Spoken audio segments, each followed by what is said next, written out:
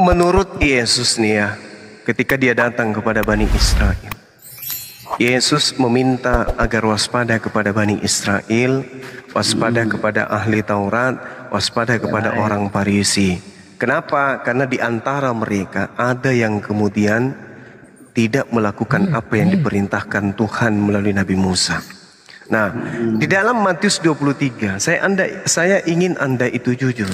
Celakalah kamu, wahai ahli Taurat, orang Farisi, orang munafik, sebab kamu mengarungi lautan dan menjelajahi daratan untuk mentobatkan satu orang saja menjadi penganut agamamu, dan sesudah ia bertobat, kamu menjadikan dia orang neraka dan 2 kali lebih jahat daripada kamu sendiri. Saya ingin Anda menjawab satu tokoh dari ahli Taurat, orang Farisi, yang menyeberangi lautan, menjelajahi daratan, meninggalkan kota Yerusalem, lalu kemudian mengajarkan orang menjadi pengikutnya. Itu siapa, Bang? Oke, pertanyaan yang bagus. Pertanyaannya gini, apakah Paulus pernah memenangkan orang menjadi orang Farisi? Kan tidak pernah Paulus memenangkan orang jadi orang Farisi. Salah Anda. Sekarang begini, Paulus ini pernah nggak memenangkan orang Romawi menjadi pengikutnya? Paulus memang pernah memenangkan orang Romawi, tetapi Paulus tidak pernah memenangkan orang Romawi menjadi orang Farisi, tidak pernah. Sabar dulu. Memenangkan orang Romawi menjadi pengikut Yesus. Nah, sabar dulu. Demikianlah bagi orang Yahudi, aku menjadi seperti orang Yahudi supaya aku memenangkan orang Yahudi. Bagi orang yang hidup di bawah hukum Taurat, aku menjadi seperti orang yang hidup di bawah hukum Taurat, sekalipun aku sendiri tidak hidup di bawah hukum Taurat, supaya aku memenangkan mereka yang hidup di bawah hukum Taurat. Dimenangkan untuk dijadikan sebagai apa? Sebagai Kristen atau sebagai Yahudi? Bang, kalau contohnya Paulus itu penyesuaian Paulus itu ketika dia dulu Bang Juma ya. Ketika Paulus itu berada di orang Yahudi, dia memakai Taurat untuk menyatakan siapa Yesus. Tetapi ketika dia ada di orang non Yahudi, dia pakai orang non Yahudi pakai Taurat. Oke. Sekarang permasalahannya adalah memenangkan mereka untuk menjadi apa? Menjadi Yahudi atau menjadi Kristen? Dia tidak memenangkan mereka menjadi orang Yahudi, tapi menjadi orang Kristen dong. Lalu yang disebut Kristen di Antioquia pertama kali itu pengikutnya siapa? Kristen adalah pengikut Yesus. Nah, saya tanya, yang di Antioquia pertama kali di dalam Kisah Para Rasul 11:26 ini, pertama kali kemudian pengikutnya disebut Kristen, itu pengikutnya siapa? Bukan pengikut Paulus, Bang, itu orang-orang Kristen. Paulus sebelum dengar dulu. Yang ke Antioquia Yesus atau Paulus? Memang yang ke Antioquia itu bukan Paulus saja, ada sebelum Paulus ke sana sudah ada orang Kristen di sana. Yang saya tanya, yang ke Antioquia itu Yesus atau Paulus? Kalau pertanyaan itu saya jawab, maka akan muncul berarti Pauluslah ya pendiri agama Kristen. Ya memang dia. Ya, karena memang Paulus dan Barnabas gimana? Saudara saya ini. Karena itu Paulus dan Barnabas itu, gimana? Justru Paulus berkata ada orang yang menjadi Kristen sebelum dia di dalam surat Galatia, bahwa ada orang-orang yang sudah menjadi Kristen sebelum dia ada. Memang ada pengikut-pengikut Yesus itu memang sudah ada sebelum Paulus. Paulus ini kan bukan pengikut. Nah, sekarang permasalahannya adalah demikian bagi orang Yahudi, aku menjadi seperti orang Yahudi supaya aku memenangkan orang Yahudi.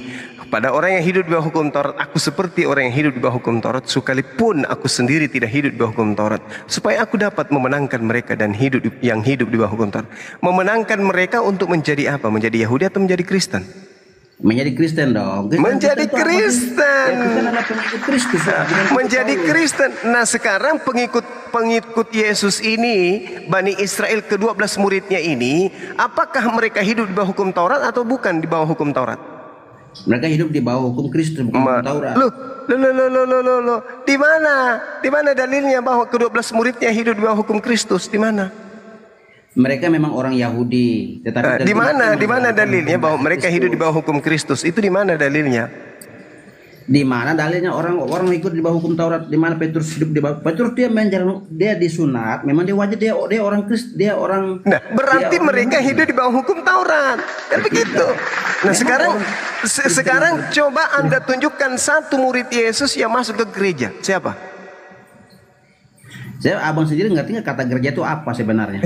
Larinya ke situ. Nah, Gereja iya dong. tempat ibadahnya saudara menyembah Yesus itu, Gereja. ada nggak muridnya Yesus yang masuk ke gereja menyembah Yesus? Ada nggak? Dengar dulu Bang Juma, gereja. Ada nggak murid terdiri Yesus dari ibadah kata- hari Minggu? Ada nggak? Gereja adalah kata ex dan kaleo, artinya. Aduh, nggak usah ngajarin saya itu. Ya udah. Gereja itu suatu bangunan tempat orang Kristen menyembah anak Maria. Itu simpel. Gereja Sekarang itu bukan permasalahannya gereja adalah, ada tidak murid Yesus yang masuk ke dalam gedung menyembah Yesus? Ada nggak? Gereja adalah perkumpulan di mana orang menyembah Yesus. Nah namanya itu dia, ada nggak kemudian murid Yesus melakukan itu? Ada nggak?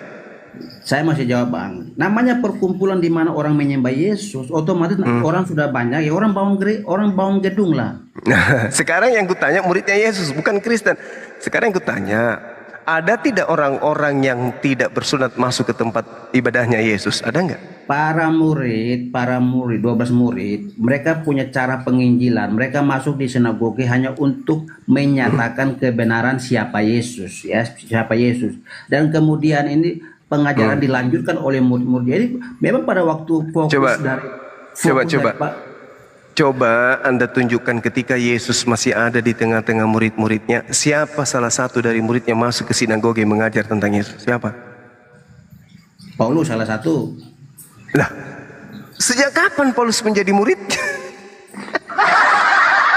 Paulus ketika dia bertobat dia masuk sinagog menyampaikan kerajaan Allah Bang, yang salah Bang. Maksudnya, terus kenapa dia bertaubat?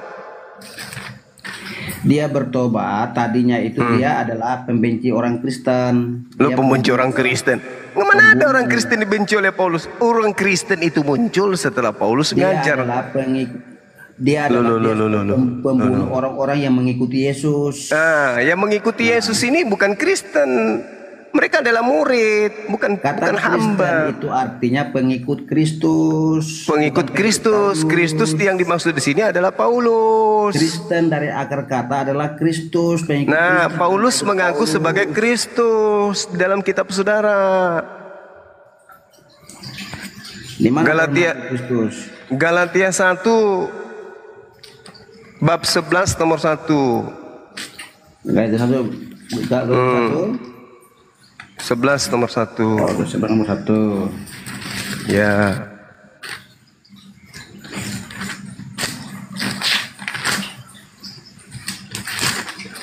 Awas hati-hati robek bukunya. Tidak ada Galatia 11. Galatia 1 Korintus 1 Korintus 11 nomor 1. 1 Korintus 11 nomor 1. Oke. Alangkah baiknya 2 Korintus sorry. Itu judul lagu itu Bang. Alangkah indahnya. Jadilah pengikutku sama seperti aku menjadi pengikut Kristus. Terus salahnya di mana, Bang? Original teksnya bunyinya seperti apa? Karena dia mengikuti Yesus, maka ikut teladan dia. Oh, nggak bisa. Sejak kapan Yesus mengajarkan penginjilan ke non-Yahudi? Yesus mengutus Paulus dan dia katakan dia akan mengutus Paulus ke orang-orang non-Yahudi. Kata siapa? Kata siapa? Kata firman Tuhan di dalam Kisah Para Rasul pasal 9. Bagaimana Anda bisa mengatakan itu firman Tuhan sementara itu adalah hasil penyelidikan? Tentu Lukas tentu bertanya kepada Paulus. Ya, Nah, kalau bertanya itu bukan firman Tuhan. Paulus yang yang mengalami dan dia menyampaikan apa yang dialami. Gitu ya. Kalau Tambah kacau kan? Tambah kacau. Kalau abang berkata bahwa itu bukan firman Tuhan, ya itu urusan abang, bukan urusan kami. Itu pengakuan Yesus Paulus sendiri di dalam kitab saudara. Paulus mengakui berdasarkan pengalaman pribadi dia, bukan berdasarkan ngarang-ngarang, Bang. Loh, Paulus sendiri mengatakan, apa yang aku tuliskan, apa yang aku katakan, aku tidak berkata berdasarkan firman Tuhan, tetapi berkata sebagai orang yang bodoh. Di mana itu berdasarkan firman Tuhan? Ada di kitab saudara. 2 Korintus 11 17. 2 Korintus 11 17.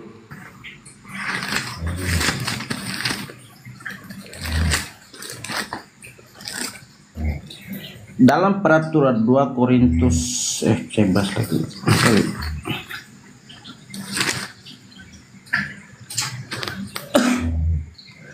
Apa yang aku katakan, aku mengatakan bukan sebagai seorang yang berkata menurut Tuhan, sebagai seorang yang bodoh keyakinan. Nah, kita harus tahu dulu, Paulus ini kan dianggap orang bodoh, makanya dia berkata seperti itu. Kita baca dari ayat 15 ya.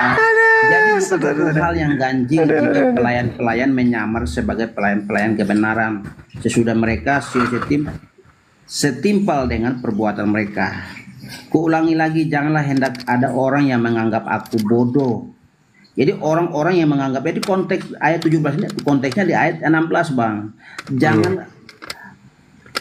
Jangan hendak ada orang yang menganggap aku bodoh, dan jika kamu menganggap demikian, terimalah aku sebagai orang gini. Jadi kamu memang anggap aku orang bodoh, ya udahlah, anggap saja apa yang aku terima ini sebagai orang bodoh, bukan firman Tuhan. Itu maksud Paulus, bukan berarti Paulus mengatakan bahwa itu bukan firman Tuhan.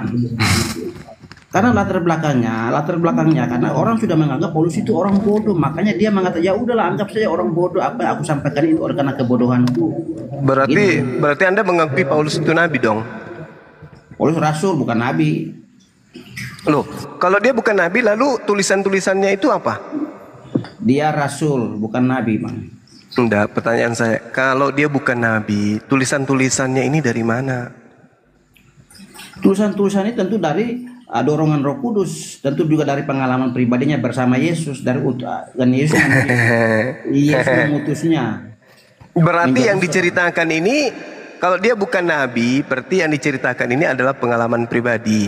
Seorang yang menuliskan tentang pengalaman pribadi itu apa namanya? Diari atau apa? Buku diare ya? Karena dalam pelayanan Paulus selalu mengajarkan pengajaran Kristus dengan Taurat. Jadi dia supaya orang mengerti siapa itu Yesus, maka dia selalu menghubungkan Yesus dengan Taurat. Ya, sekarang begini, ketika Yesus melakukan penginjilan, Paulus berada di mana?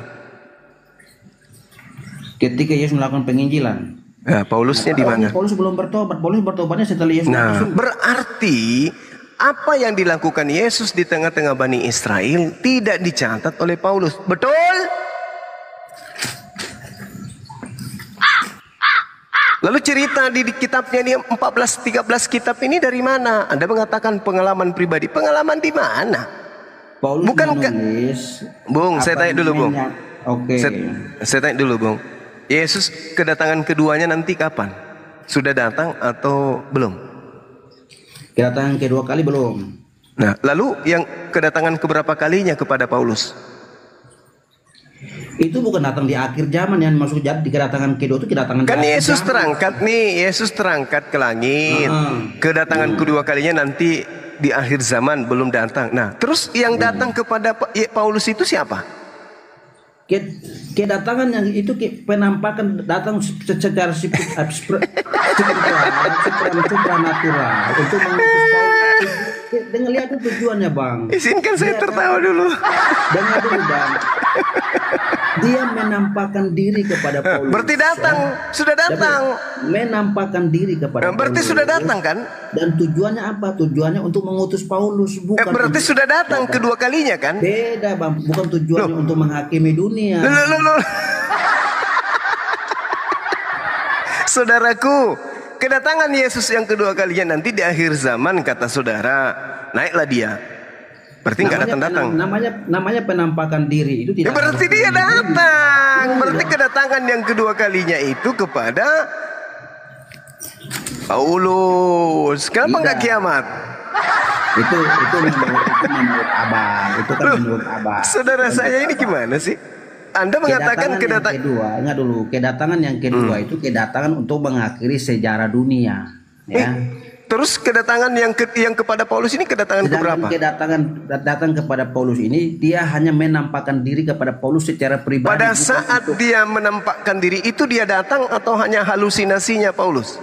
Alkitab tidak mengatakan, Alkitab mengatakan Tuhan menampakkan diri. Menampakkan berarti dia datang kan? Tuhan itu maha kuasa, Bang Juma. Oke. Berarti Paulus ada di bumi, Yesus ada di mana? Yesus tentu ada di surga dan tentu dia bisa menyatakan yang kemuliaan. Yesus Tuhan tidak terbatas, Bang. Kalau Yesus ada di surga, berarti ada di langit kan? Lalu Paulus ada di bumi. Bagaimana kemudian bisa berbicara? Gimana ceritanya? Kalau Tuhan menampakkan diri kepada Paulus, tidak harus turun ke bumi dulu ketemu langsung, tidak. Lalu bagaimana cara Paulusnya? Bagaimana cara Paulusnya menerima ini firman yang 14 buku ini? Ya Tuhan menyatakan diri. Ya, menyatakan diri dengan cara apa? Dengan cara apa? Pertama, Tuhan menampakkan diri kepada Paulus ya. Ada sinar yang mengelilingi Paulus dan Paulus rebah. Dan kemudian kenapa Tuhan memakai Paulus? Paulus itu orang pintar, dia tahu tentang Taurat. Tentu ketika dia bertobat, dia tidak saja belajar Taurat, tapi dia juga pasti mendengar pengajaran-pengajaran dari para murid. Tentu dia hubungkan pengajaran dari para murid tentu dengan Taurat, dan dengan demikian dia mengajarkan. Baik. Begini, kita ambil satu contoh di dalam buku-buku yang dibuat Paulus. Dari Paulus, hamba Kristus Yesus yang dipanggil menjadi rasul dan dikuduskan untuk memberi Injil Allah. Pertanyaan saya, di mana Yesus menyatakan pernyataan Paulus ini? Yesus menyatakan pernyataan lewat Roh Kudus. Tentu ketika Roh Kudus berbicara kepada Paulus, tidak mungkin dia harus ngomong ke orang lain. Sekarang Roh Kudus, tadi katanya Yesus menyatakan diri kepada Paulus. Nah sekarang saya tanya, dari Paulus hamba Yesus Kristus yang dipanggil menjadi rasul dan dikuduskan untuk memberitakan Injil Allah. Sekarang pertanyaan saya, Yesus menyatakan kalimat ini di mana? Baik, Bang Juma, dengar dulu. Kenapa Yesus memanggil Paulus? Karena Yesus tahu Paulus ini orang yang pintar mengerti Taurat, makanya dia tentu Paulus mengajarkan tentang sesuai dengan hikmat yang diberikan kepada dia, dan hikmat itu tentu. Pertanyaan saya bukan mengenai Paulus dipilih. Pertanyaan saya, di mana Yesus menyatakan kalimat ini kepada Paulus? Di mana? Yang jelas, Bang.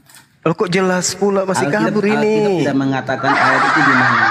Alkitab tidak mengatakan ayat itu di mana. Tapi yang jelas Tuhan memilih Paulus karena Paulus ini memiliki hikmat. Itu menurut siapa Tuhan memilih Paulus? Itu menurut siapa? Tuhan memilih Paulus. Ya menurut firman Tuhan lah yang disampaikan oleh Lukas. Kalau soal Anda mau tidak percaya, itu bukan urusan kami. Bukan masalah nggak percaya. Saya bacakan kepada saudara ya, saudaraku yang terkasih ya. Di dalam Lukas 1 coba Anda baca. Ini kitab saudara. Bagaimana Anda bisa mengatakan firman Tuhan seperti ini? Theophilus yang mulia, banyak orang yang telah berusaha menyusun satu berita tentang peristiwa-peristiwa yang terjadi di antara kita. Ini firman Tuhan kah ini? Ini firman Tuhan atau apa ini, Bung? Terus lanjut. Tunggu saya tanya, ini firman Tuhan atau apa ini? Sabda Yesus atau firman Tuhan atau karangan Lukas? Coba. Setiap tulisan itu pasti ada dorongan Roh Kudus yang mengilham para penulis. Kok Roh Kudus mendorong? Bahaya. Itu. Roh Kudus mendorong para penulis untuk didorong pula, didorong. Orang antri BBM. Lukas, saya yakin Lukas. Jangan masalah dorong-mendorong, nanti sendal jepitnya putus. Ini yang saya tanya, Theophilus yang mulia, banyak orang telah berusaha menyusun satu berita tentang peristiwa-peristiwa yang terjadi di antara kita. Pertanyaan saya, ini firman Tuhan, ini sabda Yesus atau karangan Lukas? Coba. Itu firman Tuhan yang dimana dia. Kalau ini firman Tuhan, kalau ini firman Tuhan, Bung, kalau ini firman Tuhan, dikumpulkan oleh Lukas lewat penyelidikan. Itu juga melalui dorongan. Kalau ini firman Tuhan, yang menerima firman Tuhan di tengah-tengah Bani Israel, Yesus atau Lukas? Yesus tidak menerima firman Tuhan, tapi Yesus mengajarkan firman Tuhan. Yohanes 17:8, segala firman yang engkau berikan kepadaku telah aku sampaikan kepada mereka. Anda menyangkal pengakuan Yesus itu? Di dalam Yohanes 15 Yesus berkata, firman yang kusampaikan ini. Itu Yohanes 5 firman yang kusampaikan itu. Yesus menyampaikan firman. Yesus menyampaikan firman. Firman yang Yesus sampaikan bukan dari dirinya sendiri. Yohanes 14:24. Firman yang kau dengarkan dari aku ini bukan dari aku, tapi dari Bapa yang telah mengutus aku. Nah sekarang Theophilus yang mulia, banyak orang yang berusaha menyusun satu berita tentang peristiwa-peristiwa yang terjadi di antara kita. Di mana Yesus mengucapkan ini? Bang Juma, sudah saya Hati-hati sampaikan. bukunya robek. Di mana Yesus menyebut nama Theophilus ini, di mana? Yesus tidak pernah menyebutkan Theophilus kan. Berarti ini bukan firman Tuhan. Lukas lah yang menuliskan kitab ini kepada Theophilus. Nah, kalau begitu, saya kan bertanya, Bung, Theophilus yang mulia, banyak orang telah berusaha menyusun suatu berita tentang peristiwa-peristiwa yang terjadi di antara kita. Yang saya tanya, ini firman Tuhan, sabda Yesus atau karangan Lukas? Anda menjawabnya apa? Tentu itu sabda Yesus yang ditulis oleh Paulus lewat penyelidikan lewat sumber-sumber dari rasul tentu ya. Saudara, berarti Yesus melakukan penyelidikan gitu? Bukan Yesus yang melakukan penyelidikan, tapi Lukas. Ya Lukas. Tadi Anda mengatakan ini sabda Yesus. Dan Lukas melakukan penyelidikan apa yang pernah terjadi, yang pernah ada di Israel. Ini sabda Yesus atau perkataan Yuda? Lukas. Lukas mengumpulkan apa yang pernah Enggak, iya dilakukan itu pengakuan Lukas. Yesus. Yang saya tanya, Theophilus yang mulia, banyak orang telah berusaha menyusun suatu berita tentang peristiwa-peristiwa yang terjadi antara kita. Kata-kata ini mulai dari kata Theophilus yang mulia, banyak orang yang telah berusaha menyusun berita tentang peristiwa. Ini yang saya tanya, firman Tuhan kah, sabda Yesus kah, atau karangan Lukas sendiri? Kata-kata itu Paulus ingin Lukas banyak menyampaikan kepada Theophilus bahwa apa yang dia sampaikan itu dia sudah melalui proses penyelidiki, bahwa apa yang ditulis itu benar adanya. Dia akan menyampaikan kepada sekarang Theophilus. Pertanyaan saya, Theophilus yang mulia sampai kepada di antara kita, ini sabda Yesus, firman Tuhan, atau kata-kata pengantar dari Lukas? Tentu itu kata-kata pengantar yang disampaikan oleh Lukas. Alhamdulillah. Dia mau ingin menjelaskan. Dengar dulu, dia mau ingin menjelaskan apa yang akan dia tuliskan ini benar adanya.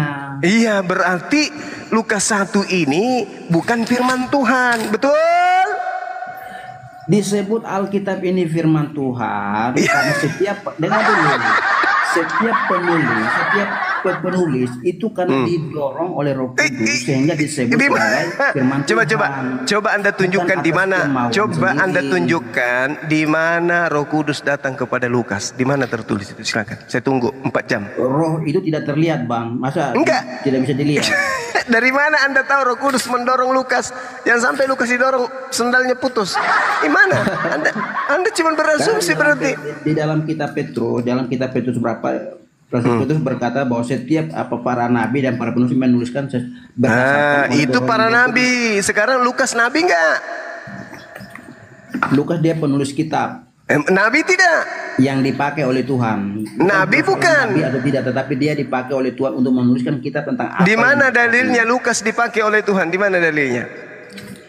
Kalau setiap orang yang menyatakan kebenaran berarti dipakai oleh Tuhan, tidak mungkin dipakai setan, Bang. Bagaimana Anda mengatakan ini kebenaran sementara ini bukan firman Tuhan dan bukan sabda Yesus? Ini hanya karangan Dia Lukas. menyampaikan apa yang pernah Yesus lakukan. Loh, di mana Yesus menyebut nama Theophilus? Di mana dalilnya? Theophilus tidak perlu harus Yesus tidak perlu harus menyebutkan Theophilus. Kitab Lukas ini ditulis kepada Theophilus. Iya, Yesus beri petunjuk nggak kepada Lukas? Abang, Iya. apakah saya menerima kitab suci? Yesus perlu mengatakan kepada Lukas, kitab suci ditulis kepada Darius, kan tidak perlu. Tapi kita nggak bisa begitu. Di Di dalam pengakuan Yesus, aku tidak berkata-kata dari diriku sendiri. Lukas berkata-kata dari mana ini Lukas? Ketika Yesus berbicara seperti David bicara kesatuan antara dia dengan Bapa, bahwa segala sesuatu yang dilakukan itu merupakan dia melakukan Enggak. pekerjaan Bapa. Yohanes Dalam 12:49 sebagai manusia, Yesus berkata, aku tidak berkata-kata dari diriku sendiri. Apa yang aku katakan adalah apa yang diperintahkan untuk Iya, aku betul. katakan. Nah, Dalam sekarang Lukas ini sekarang Lukas ini berkata-kata seperti ini. Ini atas keindahannya sendiri atau karena Tuhan yang memerintahkan dia berkata seperti itu? Saya yakin setiap orang yang menuliskan kebenaran itu atas pekerjaan Roh Kudus. Jadi orang yang menuliskan rumus-rumus kimia yang menjadi acuan kemudian untuk melakukan sesuatu yang bermanfaat bagi kehidupan manusia, itu firman Tuhan. Rumus kimia berbeda dengan firman apa yang disampaikan, kebenaran disampaikan oleh Lukas, beda dong. Masa sama rumus kimia dengan Bedanya, Anda mengatakan setiap kebenaran yang dituliskan. Orang yang menuliskan buku matematika, kimia, fisika atau apapun itu berarti mereka semua ini adalah nabi dan buku-buku ini adalah firman Tuhan gitu. Rumus kimia, Bang. Masa orang bicara kita suci ke rumus kimia? Dari mana ceritanya itu, Bang? Nah, itulah yang menjadi pengakuan saudara barusan. Anda mengatakan segala tulisan yang mengajarkan kebenaran. Nah, rumus-rumus kimia inilah yang kemudian menjadi acuan manusia sehingga dalam kehidupannya mengalami kemudahan di dalam hal yang terkait dengan rumusan-rumusan kimia. Apakah rumusan kimia mengajarkan tentang surga dan neraka? Mengajarkan surga? Tidak semua mengenai surga dan neraka. Pertanyaan saya, apakah rumusan kimia mengajarkan surga dan neraka, kebenaran? Sekarang ketika Lukas menuliskan kemudian buku kepada Theophilus, apakah ini mencerminkan kebenaran surgawi? Sabar, saya kan tadi Anda belum jawab. Apakah rumusan-rumusan kimia itu mengajarkan tentang kebenaran, soal kebenaran Tuhan dan surga dan neraka? Oh jelas, orang yang menggunakan akal sehat akan menemukan sebuah rumusan di mana dengarkan dulu bahwa segala sesuatu aspek, segala sesuatu aspek yang dihasilkan dari akal sehat akan mengantarkan manusia kepada bertuhan, dan ketika orang itu bertuhan maka dia akan merujuk kepada keselamatan. Pahami itu dulu. Nah, sekarang yang permasalahan di sini adalah Lukas, pengarang kitab saudara. Theophilus yang mulia, banyak orang yang berusaha menyusun suatu berita. Ini ternyata bukan firman Tuhan dan bukan sabda Yesus, tetapi adalah karangan Lukas itu sendiri. Ayo. Sementara Lukas hanya menuliskan apa yang pernah terjadi, peristiwa-peristiwa yang pernah terjadi tentang penyalipan, tentang kelahiran. Baik. Berarti Theophilus yang mulia, banyak orang telah berusaha. Siapa aja yang telah berusaha menulis surat untuk Theophilus? Siapa aja? Tidak dijelaskan oleh Lukas siapa orangnya. Tidak. Anda mengatakan Lukas menuliskan, hanya kemudian menuliskan apa yang orang tuliskan. Nah, sekarang permasalahannya adalah apakah Yesus pernah berkata, Theophilus yang mulia, banyak orang yang, apakah Yesus pernah berkata seperti itu? Untuk menuliskan Alkitab bukan dasarnya apakah Yesus pernah mengatakan itu atau tidak. Berarti sumber firman di sini bukan Yesus.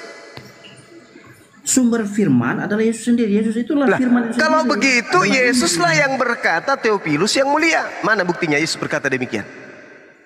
Yesus tidak berkata tentang Theophilus, tapi Theophilus menuliskan tentang Yesus. Beda, Bang.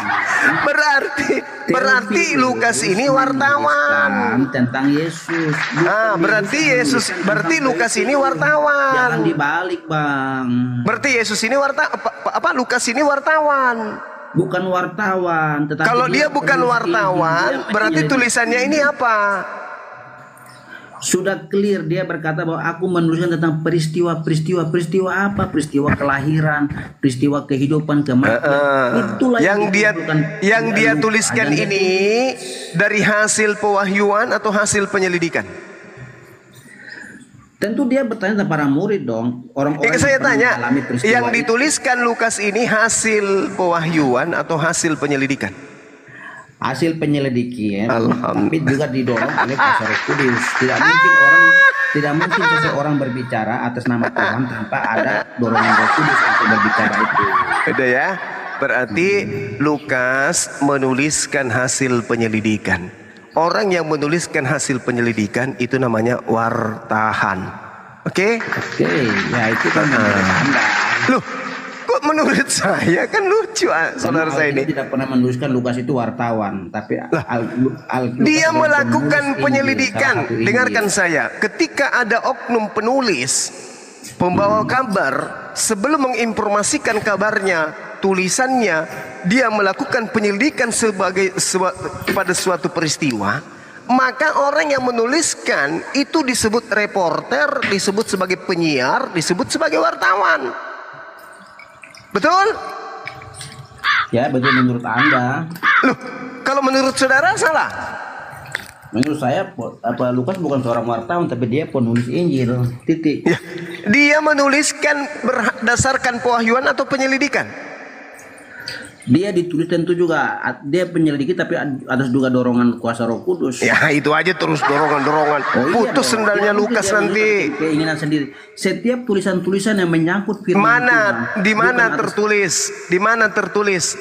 Di mana tertulis Lukas menulis berdasarkan dorongan Roh Kudus? Di mana tertulis? Setiap para nabi dan para rasul menulis itu atas dorongan Roh Kudus, bukan atas kemauan mereka. Di mana tertulis Lukas menuliskan atas dorongan tidak Roh Kudus? disebut nama nabi satu-satu, tapi setiap para nabi, setiap nabi dan setiap para penulis. Kalau begitu kenapa tulisan Filipus tidak diterima? Tentu ada dasar-dasarnya. Kenapa tidak diterima? Apakah pengajarannya sama? Filipus juga menulis. Kita lihat Thomas juga menulis. Seperti Injil. Barnabas juga menulis. Kenapa tulisan mereka tidak diloloskan di gereja? Kenapa tidak diloloskan di gereja tulisan-tulisan mereka? Tidak sesuai dengan kebenaran dan tidak sesuai dengan Taurat. Kebenaran siapa? Kebenaran yang dimaksud ini siapa yang menentukan kebenaran itu? Saya kasih contoh ya, saya kasih contoh. Enggak. Kebenaran yang Anda maksud dalam perspektif siapa? Kebenaran adalah Yesus Kristus, adalah kebenaran sendiri. Yesus Kristus adalah kebenaran. Nah, sekarang kalau begitu, di mana Yesus melakukan seleksi terhadap buku Lukas, Markus, Yohanes? Di mana? Yesus tidak perlu menyelidiki. Lah, Anda mengatakan kebenaran berdasarkan Yesus. Nah, siapa yang memilih antara kitab Lukas dan kitab Filipus? Siapa yang memilih dan menentukan di situ? Siapa? Karena para penulis, dengar dulu Bang. Yesus, para penulis ini menyelidiki. Itu lihat peristiwa ini pernah terjadi enggak? Enggak, sekarang permasalahannya yang menjadi patron kebenaran itu adalah Yesus. Nah, sekarang di mana Yesus meloloskan buku Lukas dan menolak buku Filipus? Di mana itu? Masalahnya Yesus bukan redaksi Bang. Yesus itu pusat dari Injil dan para penulis. Nah, sekarang permasalahannya adalah siapa yang menakar antara Lukas yang benar dan Filipus yang salah? Siapa yang menakar itu? Tentu para murid para rasul dan bapak-bapak gereja, mereka melihat bapak-bapak gereja. Bapak-bapak gereja berarti orang Romawi. Orang Romawi yang memilih-milih tulisan. Kalau tulisan itu berkesesuaian dengan ajaran nenek moyang mereka, diterima. Tapi kalau tulisan itu bertentangan dengan ajaran nenek moyang mereka, ditolak. Karena Yesus disembah di dalam Lukas, di dalam pengajaran Paulus, maka buku-buku orang-orang ini diterima oleh Romawi. Saya kasih contoh dulu Bang. Kenapa Injil Basilides itu tidak diterima? Salah satunya Injil Basilides tidak diterima. Kenapa? Ternyata pengajaran Injil Basilides itu pun bertentangan dengan Taurat. Ya, kenapa bertentangan dengan Taurat? Nah, kalau kitab Lukas bertentangan tidak dengan Taurat? Sabar dulu. Dalam Injil Basilides mengajarkan bahwa langit ada 365 seperti jumlah hari dalam setahun. Tentu itu tidak sekarang ada, pertanyaan saya, apakah kitab Lukas itu sejalan dengan Taurat? Lukas menuliskan tentang Yesus dan Yesus menggenapi tentang Taurat. Bukan. Apakah buku Lukas ini sejalan dengan Taurat? Kan dia menuliskan tentang Yesus yang adalah penggenapan Taurat. Bukan Taurat lah yang menjadi patokan, tapi Yesus yang ada menjadi patokan. Dan kenapa Yesus mendatang menggenapi Taurat? Ya, Yesus menggenapi Taurat itu maksudnya apa? Dia datang menggenapi apa yang menjadi janji-janji para nabi tentang Mesias. Nah, sekarang Taurat ini untuk siapa? Taurat untuk orang Yahudi. Nah, berarti ketika Yesus datang menggenapi untuk siapa? Dia datang menggenapi orang Yahudi dan memberikan keselamatan untuk orang Yahudi dan untuk semua bangsa. Dia datang menggenapi hukum Taurat. Hukum Taurat itu untuk Bani Israel. Ketika Yesus menggenapi Taurat, berarti dia menggenapi hukum Taurat untuk dia menggenapi Taurat dan memberikan perintah yang baru. Di dalam Matius, perintah yang baru seperti baptisan, perjamuan, itu kan perintah baru yang Yesus ajarkan. Nah, kembali kepada yang tadi, syarat menjadi Kristen adalah dibaptis. Nah, sekarang apakah Yesus pernah membaptis? persoalan Yesus itu tidak penting. Nah,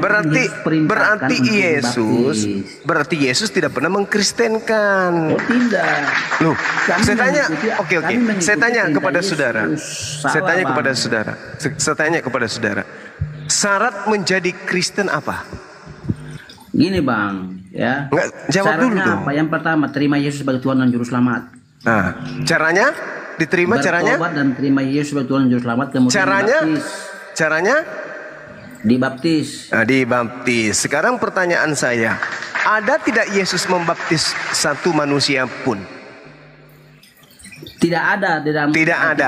Berarti Yesus tidak pernah Berarti Yesus tidak pernah mengkristenkan satu manusia pun. Benar atau benar? Benar atau benar? Sabar dulu bang. Para muridlah yang membaptis menurut sekarang. Berarti yang mengkristenkan orang itu muridnya Yesus. Yesus sendiri tidak pernah mengkristenkan orang. Betul atau tidak? Para murid tentu membaptis. Tentu ada dasar perintah Yesus, tidak mungkin. Saya ulang pertanyaannya. Yesus pernah membaptis manusia enggak? Persoalan apakah Yesus pernah membaptis atau tidak itu tidak penting, tetapi Loh, kok tidak penting pula? Kok tidak penting? Ini masalah kekristenan. Syarat menjadi Kristen adalah baptis. Nah, sekarang ada enggak Yesus pernah membaptis? Tidak pernah. Kalau orang sudah dibaptis berarti orang sudah Kristen. Kalau orang dibaptis maka dia dikristenkan. Nah, sekarang Yesus pernah nggak membaptis satu manusia? Tidak pernah. Berarti Yesus tidak pernah mengkristenkan satu manusia pun. Betul atau tidak? Logika pikiran abang itu salah.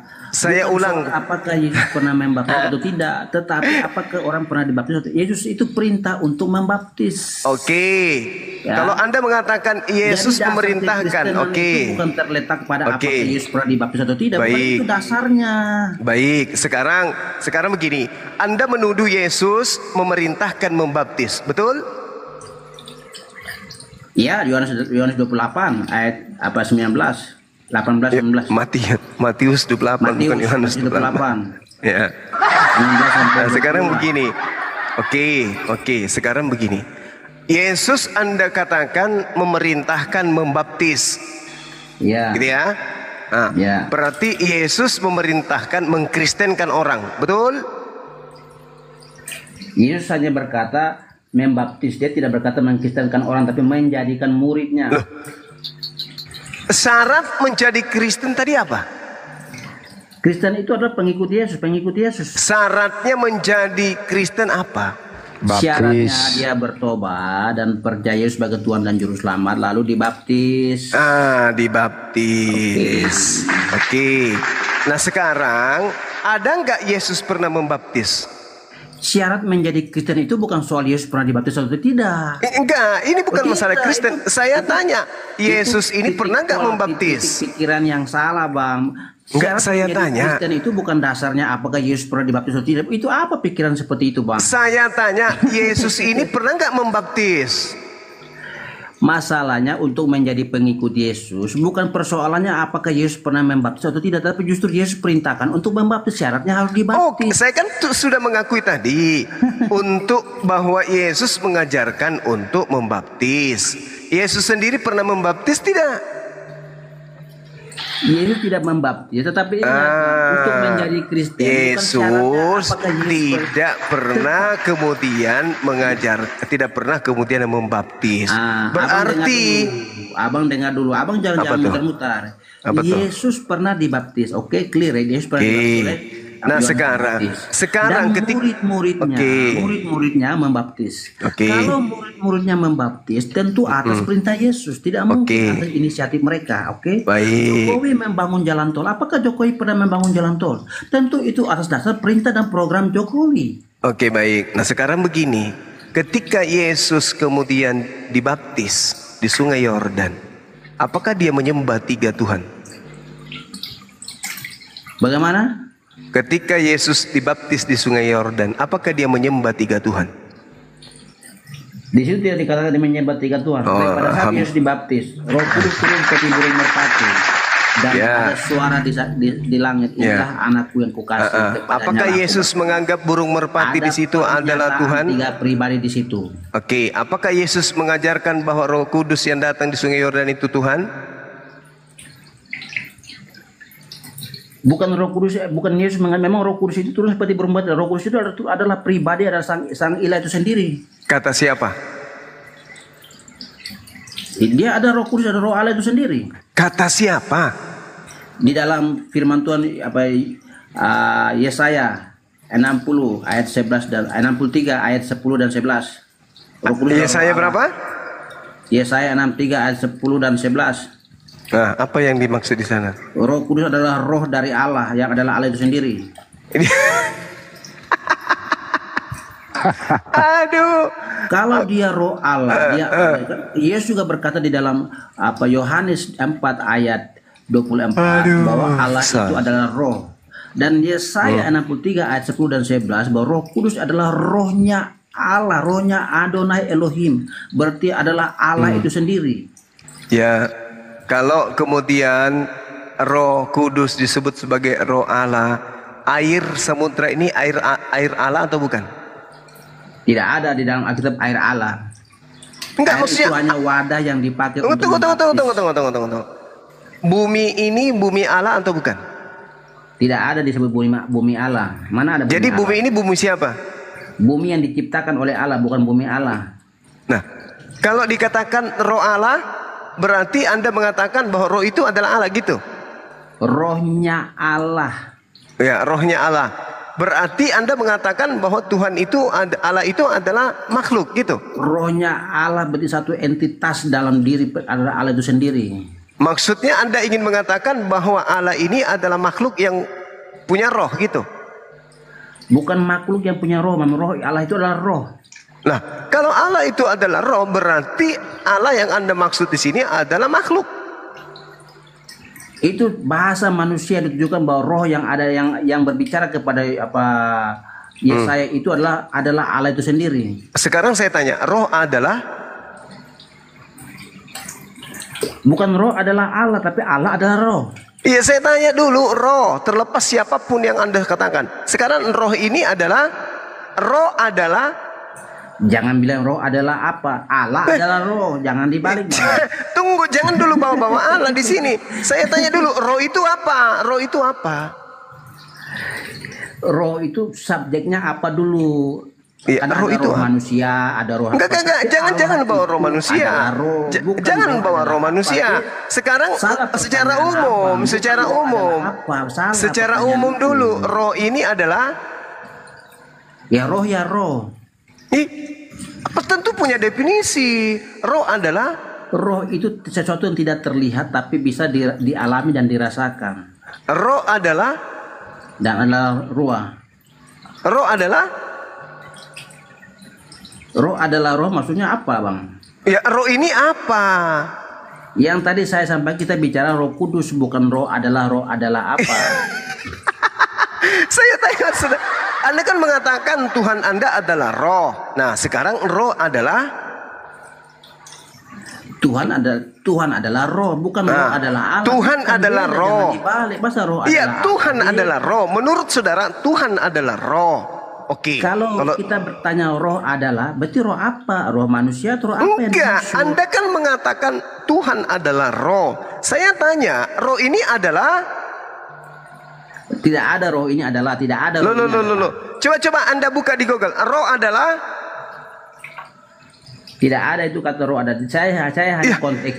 Tunggu dulu. Anda kudus, dulu Pak. lihat Bukan di roh KBBI. Coba lihat di KBBI. Roh adalah? Roh ada sesuatu yang tidak terlihat. Nah, apa bedanya dengan setan? Setan kalau menurut Al-Quran setan diciptakan. Nah, roh? Bedakan, Bang, roh manusia dan roh Tuhan. Roh manusia roh yang diciptakan. Roh Ya, yang makanya untuk membedakan, saudara, makanya untuk membedakan antara roh manusia dengan roh sembahan Anda, kita harus tahu dulu roh itu adalah. Tidak ada roh adalah apa. Kalau dalam di dalam KBBI roh adalah sesuatu apa yang di dalam diri apa makhluk. Apa? Berarti Tuhan Anda adalah roh adalah apa? Kita bicara roh adalah Allah, bukan roh adalah. Ya, berarti Allah yang Anda maksud adalah makhluk. Udah selesai. Berarti Tuhan Anda adalah makhluk, betul? Tuhan bukan makhluk. Roh yang dimasukkan, Roh Kudus yang dimasukkan di dalam Yesaya 63 itu bukan makhluk, tetapi kenapa bisa bukan makhluk? Sekarang begini. Roh yang ada pada diri manusia itu roh Tuhan atau bukan? Roh yang diberikan. Itu rohnya Tuhan atau bukan? Beda, itu roh yang diberikan menjadi roh manusia. Iya, rohnya Tuhan atau bukan? Bukan rohnya Tuhan, roh dari Tuhan, beda bang. Iya, sekarang saya tanya, kalau roh ini adalah milik Tuhan, berarti roh ini ada. Sekarang begini Bung, roh ini adalah unsur gaib atau yang tak terlihat pada diri makhluk. Oke, kalau ada unsur makhluk pada ketuhanan Tuhan saudara, berarti Tuhan Anda adalah makhluk. Roh adalah ketika abang bicara tentang roh apa yang Anda mau bicarakan? Roh manusia apa roh Tuhan? Apa Tuhan? Definisikan dulu roh itu apa? Roh itu apa? Roh ini apa? Definisi bang. Roh ini apa? Kalau kita bicara roh apa dulu? Roh manusia apa Tuhan itu sendiri yang kita bicarakan? Oke. Kalau roh manusia apa? Roh manusia adalah roh yang diberikan oleh Tuhan. Oke, kalau roh Tuhan? Roh Tuhan roh pencipta yang adalah Allah itu sendiri. Roh pencipta yang adalah Allah itu sendiri. Kalau roh setan? Allah itu sendiri. Roh Allah. Kalau roh setan apa lagi? Kalau roh setan apa? Kalau roh setan, kami tidak tahu karena Tuhan kami tidak pernah menciptakan setan. Loh, jadi kalau Tuhan Anda tidak pernah menciptakan setan, lalu setan ini tercipta oleh siapa? Bukan tercipta oleh siapa. Setan adalah malaikat yang jatuh. Lalu yang menciptakan kejahatan siapa? Jadi Tuhan tidak langsung menciptakan setan, tetapi yang menciptakan kejahatan siapa? Jatuh, roh yang berusaha melawan Tuhan. Yang menciptakan kejahatan siapa? Tidak ada yang menciptakan kejahatan. Tuhan tidak pernah menciptakan kejahatan. Yang menciptakan kejahatan adalah setan, bukan Tuhan. Yakin? Yakin. Kalau ada dalilnya? Silakan. Bagaimana kalau kita baca Yesaya 45 nomor 7? Oke. Silakan baca bang. Ya, bacalah. Ya kan abang yang sebut ya abang baca. Oke, baik. Kalau kita melihat di dalam Yesaya 45, yang menjadikan terang dan yang menciptakan gelap, yang menjadikan nasib mujur dan yang menciptakan nasib malang. Di sini kata malang di sini berasal dari kata ra dalam bahasa Ibrani, atau bet atau evil. Evil ini apa? Evil itu setan. Setan. Yang menciptakan setan ini siapa? Yesaya 45 nomor 7 nih. Tidak ada Tuhan menciptakan setan. Yang menjadikan terang dan yang menciptakan gelap, yang menjadikan nasib mujur dan yang menciptakan evil.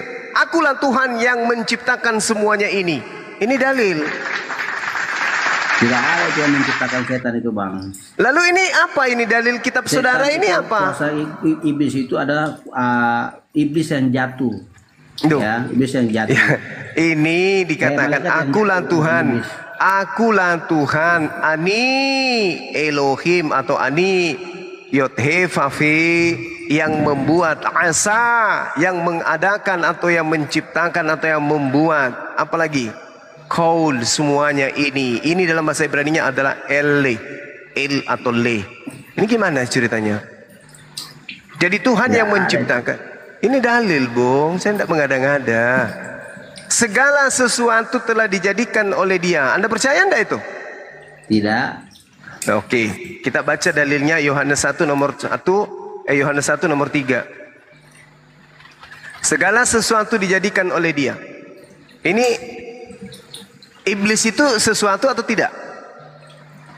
Segala sesuatu dijadikan oleh dia itu cipta apa alam semesta ini, bukan iblis yang dimaksud apa. Loh, segala sesuatu ini kenapa sih abang ini? Segala sesuatu dijadikan oleh dia. Tapi yang bukan berarti iblis. Iblis Tuhan tidak pernah menciptakan iblis, Bang. Bang, yang namanya Tuhan, segala sesuatu itu berasal dari dia. Mau dia setan, mau dia malaikat, mau dia apapun, semuanya dari dia. Karena dia adalah sumber segala ciptaan. La haula wala quwata illa billah. Yang jelas pertama itu Tuhan menciptakan malaikat. Nah, malaikat ini memberontak kepada Tuhan. Kalau setan nggak diciptakan dari mana asalnya coba? Bro, kalau setan nggak diciptakan Bang Juma. Halo Bang Juma. Iya. Nanti minggu malam Iya. kedua diskusi tentang tema tadi yang Pak Esra. Pak Esra Soru sudah menangis tadi. Kasihan kalau diundang. Menangis. Dia tidak menangis, mungkin dia lagi banyak pergumulan. Dia Cuma menghindari. saya sedikit kecewa karena belum closing statement, dia sudah pergi, itu saja. Kabur kan? Nah, maksudnya kan soal dia salah atau benar itu kan urusan nanti, tunggu sampai closing statement baru pergi, jangan pergi. Nah, itu saya secara pribadi Bro, kembali ke topik. Maksudnya kan saya naik itu kan untuk bertanya ke Bang Juma, tapi sebelum closing statement dia sudah pergi. Saya secara pribadi saya bagus, salah satu pendeta ya besar lah bahasa bisa dikatakan, tapi belum closing statement dia langsung turun. Ya saya secara pribadi saya juga agak kecewa lah ya. Iya, betul. Ya saya tidak, bukan berarti saya harus membela siapa, enggak, saya itu dari pribadi saya aja. Maksudnya kan entah dia mau benar atau salah kan tunggu selesai closing statement, minta maaf, terima kasih, kan nggak apa-apa gitu maksudnya. Betul. Nah, kalau Bang Juma tidak keberatan, nanti minggu malam tadi yang Bang Juma bukan berdebat tapi diskusi aja. Lawannya siapa? Ya? Lawanku siapa? Ya saya ngajak diskusi, Bang. Oh, Saudara Darius yang mau ajak saya diskusi. Sekaligus berkenalan dengan selama ini kan saya hanya dengar Bang Juma hanya lewat VT, kata orang saya hanya VT. Kan tidak salah, walaupun mungkin Bang Juma mau menganggap saya seperti apa, is oke, tetapi kan saya juga ingin diskusi sama abang tentang tema tadi. Oh iya, oke, boleh. Karena sekaligus kita perkenalan, mungkin orang lain mungkin. Jadi Bang Darius nanti jangan hari Minggu dong, Bang Jumanya masih di gunung ya, kalau hari Minggu ya. Hari Senin ya. Boleh. Karena saya jujur, tadi Bang Juma ini masuk di Komal, beberapa debatur katanya hebat, tetapi mereka sendiri tidak mau menerima tantangan Bang Juma. Saya sendiri orang Kristen kecewa juga alasannya. Kalau Bang Juma di TikTok, nggak usah curhat, banyak koinnya, banyak koinnya. Lah koin itu kan urusan orang, nggak hubungannya koin sama debat. Betul. Nggak ada hubungannya dengan debat, betul itu Bang. Saya ajak diskusi bukan cari menang atau kalah, tapi saya ingin membuktikan bahwa saya bisa berdiskusi sama abang, bukan kabur gitu. Oke, tidak seperti pendeta Esra Soru. Betul? Ya betul. Ya, saya sendiri tadi belum ada closing statement, minta maaf apa cipika atau apa belum turun langsung. Udah betul. Ya. Darius, ini Bang Juma. Darius. Iya, silakan. Bro Darius. Kembali ke topik itu tadi, iblis atau setan kalau nggak diciptakan itu asalnya dari mana? Malaikat yang jatuh. Malaikat itu diciptakan nggak? Ya tentu malaikat Tuhan menciptakan malaikat, tidak langsung menciptakan setan langsung dong Bang. Oh. Kalau Tuhan tidak menciptakan kejahatan, apakah malaikat bisa jatuh? Justru Justru malaikat yang ingin mungkin menyamakan diri dengan Allah, makanya timbul ada kejahatan. Kalau saya bilang Tuhan menciptakan kejahatan, kan nggak ada dalilnya Bang. Di dalam Alkitab Tuhan menciptakan kejahatan Bang. Lah tadi yang saya bacakan kepada saudara, nah itu Yesaya 45 nomor 7. Saya harus baca lagi tuh ayat itu dengan baik-baik. Silakan. Saya kan tidak langsung lalu mengiyakan Bang Juma. Oh, benar Bang Juma, kan nggak bisa seperti itu Bang. Iya. Ra itu bahasa Inggrisnya evil. Evil artinya nanti next lah, kalau pas lagi diskusi atau pas pembukaan saya bisa sampaikan apa ayat. Oke. Ayat berapa tuh, Bang? Biar saya baca lagi, Bang. Yesaya 45 nomor 7. Oke, yang pada satu ayat aja dulu ya, Bang. Yang lain nanti Iya. suruh. Oke. Sekaligus salam kenal buat Bang Juma ya. Oke. Ya. Nah, ini karena udah malam. Apa Nanti, coba Darius? berarti harinya apa nih, Bang? Hari-hari yang tepat hari apa, Bang? Kita Aduh, Bang Darius. nanti lewat belakang itu gampang. Bang Senin Darius, sampai Bang Jumat. Darius. Hari Senin Senin sampai Jumat aja. ya. Hari Senin mau lanjut yang tadi ya, ulangan itu ya. Ulang 18 ayat 18. Ayat 15. Enggak, tadi kan 18 ayat 18. Ada seorang nabi seperti aku kata Musa kan. Itu ulangan 18, 17 sampai 19 itu. Iya. Tetapi ada poin penting di situ, ada seperti aku di antara saudaramu dan Tuhan menaruhkan firman. Nah, itu kan 3 poin penting di situ, ayat 3 poin penting itu. Udah kembali ke topik lagi Darius. Berarti hari Senin lah, Bang. Iya, hari Senin Jam berapa udah. itu? Iya. Insya Allah. Insyaallah hari Senin. Darius, yang standar menurut kamu yang menciptakan malaikat itu Yesus atau Elohim? Dalam iman saya, Yesus adalah sang firman yang menjadi manusia. Loh kok Dan dia adalah sang firman yang ada dalam diri Elohim. Di dalam Yohanes 8 ayat 42 Yesus berkata, "Aku datang dan keluar dari Bapa." Nah, itu perkataan Yesus ya, yang ditulis oleh para murid ya. pertanyaan sederhana, nanti dilanjutin Bang Juma. Darius, pertanyaan sederhana. Yang menciptakan malaikat itu Yesus atau Elohim? A. Yesus, B. Elohim. Tentu Yesus dalam keilahiannya. Yesus katanya Bang Juma menciptakan malaikat. Lanjut. Enggak mungkin, ada-ada aja. Yesus aja ada, nanti ibunya mengandung kok. Ya, itu dalam kemanusiaannya dia baru ada Waduh. kemanusiaannya. Karena Yesus sendiri berkata bahwa aku datang dan keluar dari Bapa. Berarti Kalau kan kita dia ini keluar bersama-sama dari dengan mana? Bapa. Kalau kita ini, Ya, kalau kita keluar dari mana? kita. Ya, pasti Bang Juma tahu lah, mas nanya lah saya lagi. Ya, kita keluar dari mana? Ya, kita dilahirkan seorang wanita. Yesus? Betul, dia dilahirkan seorang wanita tapi bukan arti hubungan seksual. Sekarang Tidak kalau tidak mungkin Tuhan lahir lewat hubungan seksual. tapi Tuhan bisa saja dilahirkan manusia gitu. Ya, dia datang karena bukan Tuhan yang dilahirkan, kemanusiaannya yang dilahirkan, bukan Tuhan. Tidak ada manusia yang melahirkan Tuhan. Kemanusiaannya siapa? Karena sang firman itu ketika nujul menjadi manusia dalam kemanusiaan, manusianya yang dilahirkan, bukan Tuhannya, bukan firman yang dilahirkan. Ya, sekarang berarti yang lahir ini Tuhan atau manusia? Kemanusiaan. Kemanusiaan. Kemanusiaannya siapa? Makanya firman Tuhan dalam Yohanes 1 ayat 14 dikatakan firman itu menjadi daging atau manusia. LAI menjelaskan manusia. Berarti yang menjadi manusia ini apa? Firman yang menjadi manusia. Firman ini apa? Logos. Logos ini apa? Logos adalah hikmat dan pengetahuan Allah itu. Nah, berarti itu pengetahuan Tuhan. Pengetahuan Tuhan yang kemudian menjadi daging. Betul? Pengetahuan hikmat adalah bagian entitas di dalam diri Allah. Maka Yesus berkata, aku datang dan keluar dari Bapa. Oke, aku datang. Nah, kita ini datang dari mana? Kita datang bukan turun dari surga. Yesus berkata, aku turun dari surga dalam Yohanes 6 ayat 38. Aku Yang turun saya dari surga. lihat Yesus itu turun dari kelambu. Dia datang dari surga, tetapi dengan cara Mana ada Yesus datang dari surga, Bang? Oke, Yesus Bang. datang dari rahim. Betul, yang datang dari betul. rahim itu kedagingannya, bukan Kedagingannya. Nah, yang datang dari surga ke apanya? Sang firman itu datang. Berarti yang datang dari surga ke Maria itu adalah firman, betul? Firman yang adalah logos, bukan rema.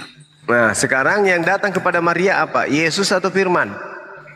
Sang firman itu yang menjadi manusia dan ketika menjadi Enggak, manusia yang datang diberikan kepada nama Maria, Yesus. yang datang kepada Maria dari surga, yang dari surga datang ke Maria itu apa? Yesus atau firman? Sang Firman yang nujul menjadi manusia. Lah, tidak pernah Yesus datang kepada Maria. Yang datang kepada Maria yang kumaksud ini, yang datang dari surga ini apa? Firman. Sang Firman. Firman atau Yesus? Firman. Dan ketika dia menjadi manusia dan disebut Yesus. Ketika kemudian yang datang dari langit ini adalah Firman, yang mengantar Firman turun dari langit ini siapa? Roh Kudus. Bukan mengantar Firman, bukan dipegang-pegang Firman itu. Roh Kudus yang adalah Allah itu menaungi Maria. Tentu Allah yang saya kenal, Adonai Elohim, Allah yang Esa memiliki entitas yang adalah memiliki Firman dan juga roh, Allah yang ada roh itu sendiri. Dan ketika Roh Kudus itu menaungi Maria dan sang Firman yang adalah Allah itu sendiri nujul menjadi daging dalam rahim Maria. Nah sekarang Tuhan ini ada berapa pribadi? Bukan Tuhan itu satu esa, tetapi dalam satu esa itu ada memiliki 3 entitas, Bapa, Anak dan Roh. Oke, Tuhan ada 3 entitas. Ketika bukan kemudian Tuhan 3, memiliki 3 pribadi, bukan Tuhan 3, beda Bang. Tuhan satu. Bukan bicara 3 Tuhan, tetapi Tuhan yang Esa memiliki 3 entitas, yaitu ya, oke. Tuhanmu yang Esa memiliki 3 entitas. Ketika kemudian Tuhan saudara yang Esa ini memiliki 3 entitas, entitas yang dimaksud ini apa? Entitas dalam pribadi Allah itu ada entitas yaitu Firman dan Roh. Ya. Dan yang menunjul menjadi manusia adalah Firman. Firman. Nah, ketika kemudian Tuhan saudara entitasnya yang Firman menjadi manusia, berarti Tuhan tinggal memiliki 2 kan? Memiliki 2 gimana? Kan satunya sudah jadi manusia. Ketika dia menjadi daging, apakah tidak menghilangkan ketuhanannya? Loh, iya, saya hanya menambah kedagingan, bukan menghilangkan ketuhanan. Mengambil rupa manusia, bukan menghilangkan ketuhanan lalu menjadi manusia seutuhnya, tidak. Dia mengambil rupa manusia, tetapi tidak ketuhanannya tidak menjadi hilang. Coba Anda baca kemudian Filipi 2 boleh. Nomor 6 sampai nomor 9. Oke, makasih Bang Juma sudah berikan pekerjaan. Oke. Filipi berapa Bang? 2. Oke, Filipi 2 ayat 6 sampai 8. Oke. Yang walaupun dalam rupa Allah tidak menganggap kesetaraan dengan Allah itu sebagai milik yang harus dipertahankan, melainkan telah mengosongkan diri dan mengambil rupa seorang hamba sama dengan manusia. Dan dalam keadaan sebagai manusia. Ia telah merendahkan diri dan taat sampai mati. Bahkan sampai mati di kayu tiang salib. Nah, sekarang Anda mengatakan Anda mengatakan bahwa tidak menghilangkan. Lalu tadi yang diceritakan itu mengosongkan dirinya itu apa?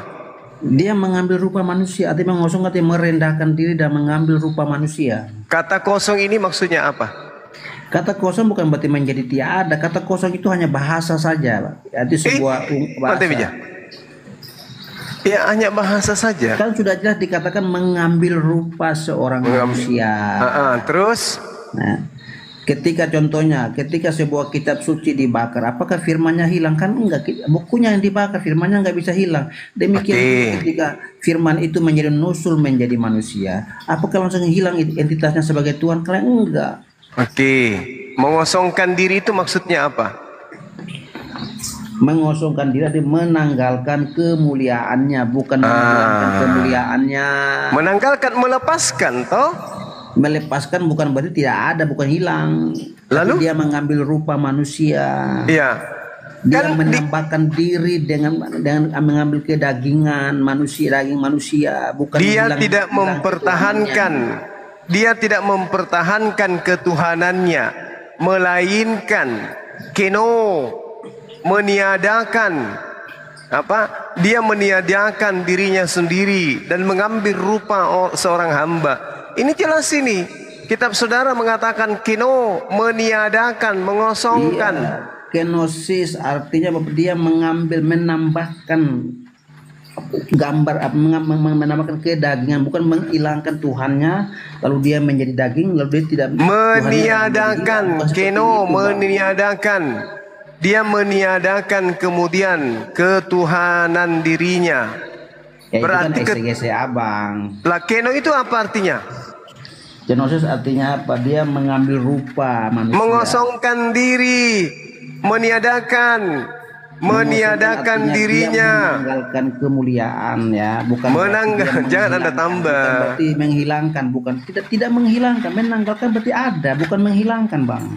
Loh, ini yang datang ini kan Tuhan Anda nih, datang yang walaupun dalam rupa Tuhan tidak menganggap kesetaraan dengan Tuhan sebagai milik yang harus dipertahankan, melainkan telah mengosongkan dirinya sendiri dan mengambil rupa seorang hamba dan menjadi sama dengan manusia. Berarti dia meninggalkan ketuhanannya, menghapuskan ketuhanannya, mengosongkan dirinya.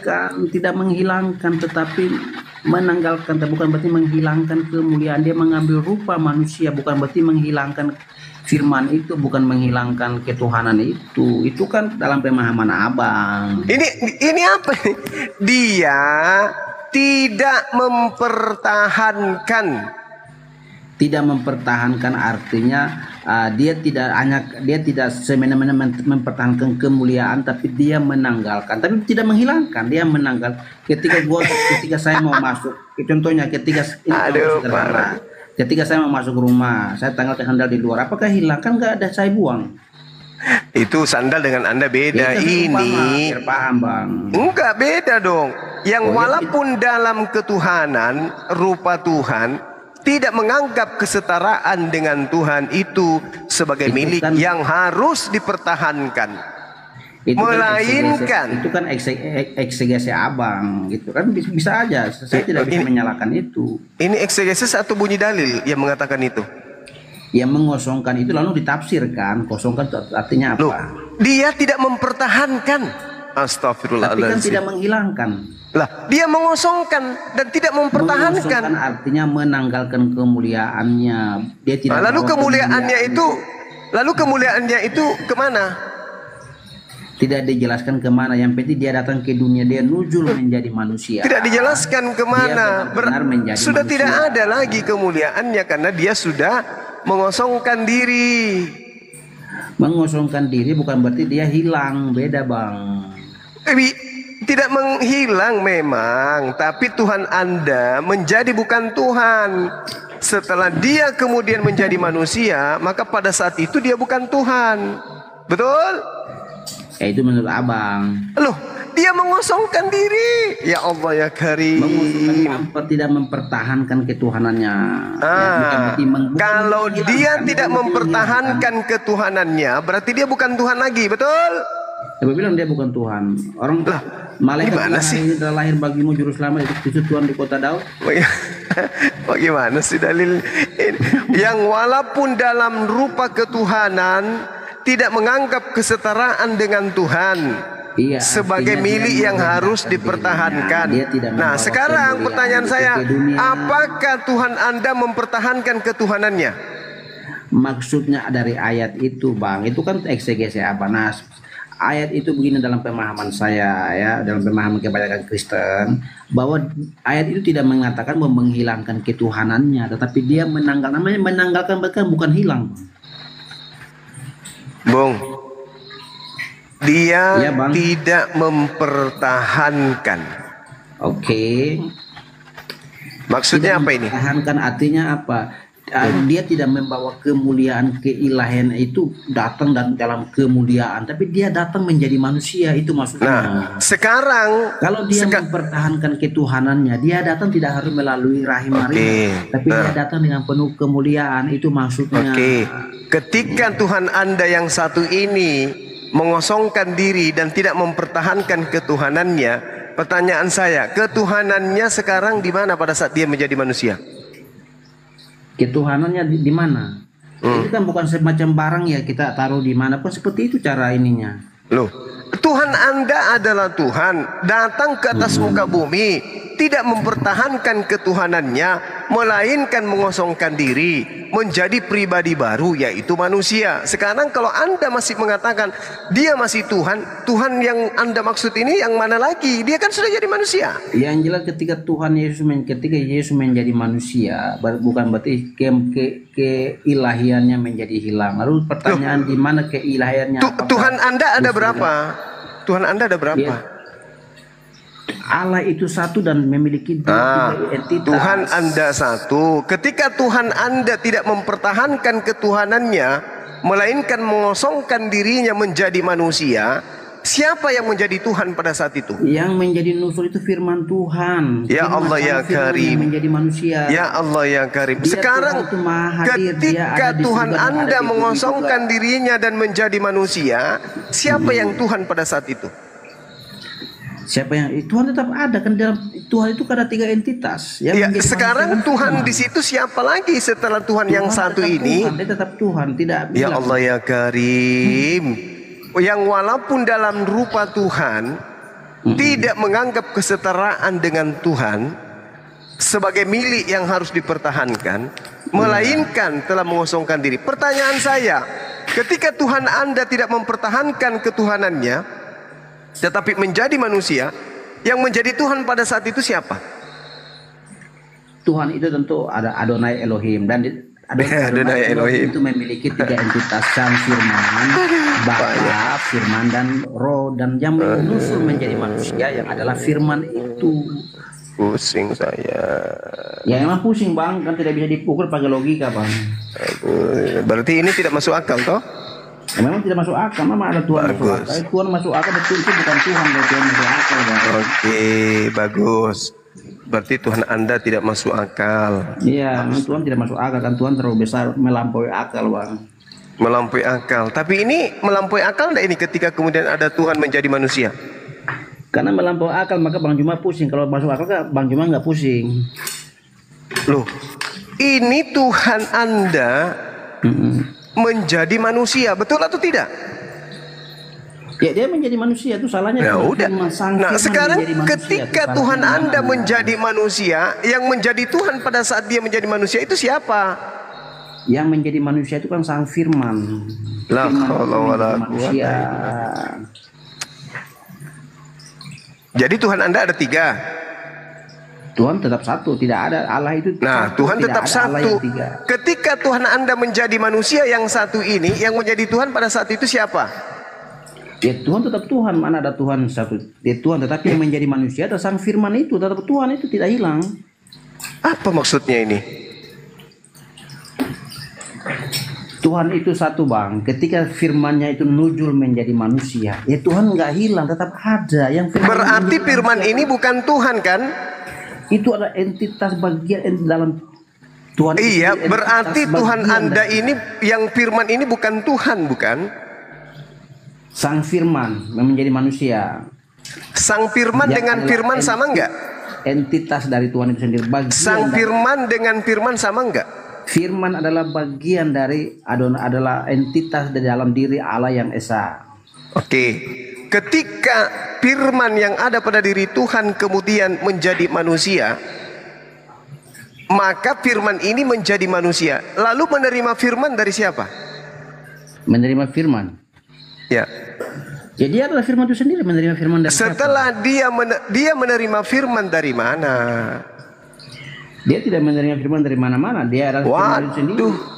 Aku tidak dapat berkata-kata dari diriku sendiri.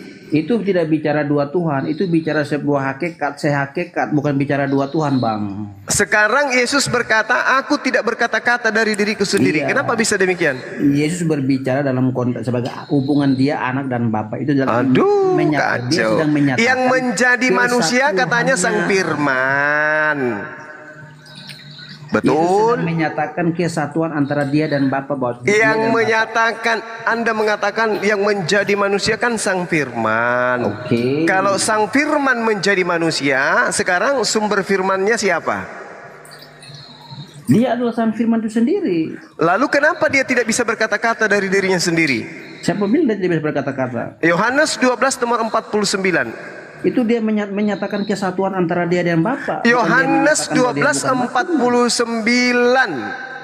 Iya, kalimat itu Yesus menyatakan dia kesatuan antara dia dan Bapa. Dia tidak menyatakan dia itu bukan firman. Sekarang sang sumber yang sang firman menjadi manusia atau siapa sih? Kalimat itu menyatakan tentang kesatuan antara dia dan Bapa. Sekarang yang menjadi manusia ini sang firman atau siapa? Ya firman, sang firman, logos. Sang firman. Ya. Kalau sang firman yang menjadi manusia, kenapa dia tidak bisa berkata-kata dari dirinya sendiri? Itu bukan bicara, itu di situ bicara bukan logos, tapi itu bicara tentang apa, rema. Logos. Bicara yang menjadi logos, tadi yang rema. Menjadi manusia ini siapa? Perkataan Yesus, aku tidak bisa berbuat apa-apa, dan itu bicara kesatuan. Aku tidak bisa berkata-kata dari diriku sendiri. Kalimat itu menyatakan Yesus tentang kesatuan antara dia dan Bapa, bukan dia menyatakan firman. Sekarang yang menjadi manusia ini siapa sih sebenarnya? Sudah jelas yang menjadi manusia adalah sang firman itu. Sang firman ini adalah sumber firman kan? Iya. Nah, sumber firman yang menjadi manusia kan? Iya. Nah, kenapa sang firman yang menjadi sang sumber firman ini tidak bisa berkata-kata dari dirinya? Itu dia sedang berbicara relasi antara dia dan Bapa, bukan dia bicara bukan antara dia tidak bisa ngapa-ngapa. Ini yang menjadi manusia sang firman atau sang Bapa? Ya sang firman. Ya, sang firman. Sang Bapa bisa berfirman nggak tanpa sang firman? Itu konteksnya itu bukan bicara logos, tapi rema di situ, bukan logos. Sekarang saya tanya, sang Bapa bisa berfirman nggak tanpa firman? Tanpa sang firman? Ya dalam kesatuan mereka berkomunikasi, apa salahnya? Mati meja. Yang saya tanya, pengertian firman itu ada 3, ada logos, ada rema, ada grapo. Nah, sekarang yang menjadi logos manusia ini apa? Hikmat. Sabar dulu Bang. Logos itu bicara hikmat dan pengetahuan Allah. Sedangkan rema itu bicara kata-kata, ya, perkataan antara Bapa dan anak. Bukan rema ini apa arti? Rema ini bahasa apa? Rema ini bahasa apa, Bang? Itu bicara rema, bahasa Yunani. Rema bahasa Yunani. Rema itu bicara kata-kata yang dimaksud. Kalau logos itu bukan logos tapi rema. Kalau logos apa? Logos adalah hikmat, pengetahuan Allah. Oke. Jadi pengetahuan Allah menjadi manusia. Masih ada nggak pengetahuan pada Allah ketika pengetahuannya menjadi manusia? Ya tidak menjadi hilang dong. Ketika firman Tuhan ditulis, apakah firman Tuhan Alkitab kitab suci dibaca? Loh, tadi katanya rema dan logos beda kok jadi tulisan. Hah? Katanya logos dan rema beda. Iya, ketika logos menjadi manusia, apakah langsung hilang? Kan enggak juga. Ini sebenarnya apa yang Anda bahas ini, rema atau logos? Karena Anda tarik kita dari Yohanes berapa itu kan rema, bicara rema, kata-kata ketika Yesus berkata, aku tidak bisa berbuat apa-apa tanpa itu rema. Itu bicara rema bukan logos. Itu rema, oke, itu rema. Sekarang terkait dengan pengetahuan Tuhan itu kan logos. Iya. Nah, pengetahuan Tuhan menjadi manusia. Masih ada nggak pengetahuan pada diri Tuhan? Ada, Yesus kan nggak hilang. Yesusnya sendiri ini, kalau Anda mengatakan dia adalah pengetahuan, oke. Sekarang yang saya tanya, yang sang Bapa ini masih ada nggak pengetahuan? Ya makanya ya ada, tetap ada kan. Yesus kan nggak hilang, Yesus tetap ada. Bukan masalah Yesusnya, Yesus ini pengetahuan yang menjadi manusia. Yang saya tanya, sang Bapa masih ada nggak pengetahuan? Ya tetap ada dong, kan Yesus tetap ada.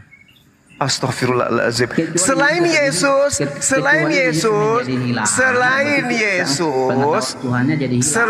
Yesus, apakah sang Bapa masih punya pengetahuan? Sang Bapa dia pasti punya, masa nggak punya? Ya Yesus itu sendiri ada sang firman itu. Astagfirullahaladzim. Yesus kan ini adalah sang pengetahuan menjadi manusia. Pada saat sang pengetahuan menjadi manusia, pada diri Bapa apakah masih ada sang pengetahuan selain Yesus? Kan saya bilang ada. Kan tadi firman Tuhan bilang apa? Menanggalkan kemuliaan dia menjadi manusia. Berarti ada kemuliaannya itu. Astagfirullahaladzim, ya Allah ya Karim. Sekarang Tuhan saudara itu memiliki entitas berapa sih? 3. Yesus dalam kemanusiaan, dia adalah Allah dan dia adalah manusia. Dan Allah itu satu. Dan entitasnya adalah roh dan firman. Bapa, firman dan roh. Dan yang menjadi manusia adalah ajaran singkong kayak apa ini? Logos. Bung, saya tanya, Tuhan Anda satu, pribadinya ada 3, entitasnya 3, betul? Ya, Tuhan satu, pribadi tiga, memiliki Oke. tiga entitas. Oke, 3 entitas. Entitas yang anak ini, Yesus ini, yang pengetahuan ini menjadi kemudian manusia kan? Iya. Pada saat satu entitas menjadi manusia, berarti pada diri Tuhan sudah tidak ada lagi pengetahuan. Oke? Ada dong, masa nggak ada? Loh, katanya hanya 3 entitas Tuhan Anda. Kok jadi 4? Kan Yesusnya tetap ada, Yesus nggak hilang. Iya, tahu.